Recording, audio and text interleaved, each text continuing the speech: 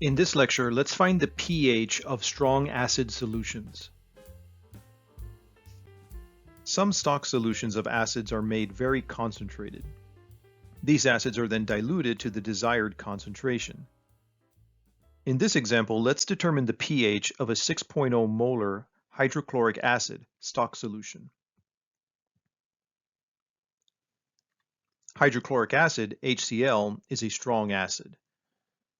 Its Ka value is very large. Therefore, we expect complete dissociation or 100% dissociation.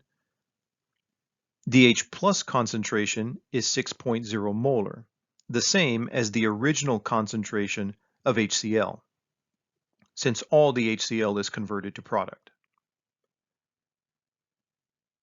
We can ignore the effect from autoionization of water. The H plus contribution is very small compared to the contribution from HCl.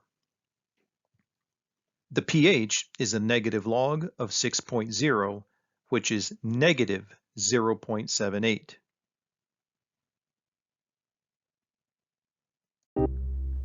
And yes, pH values can be negative.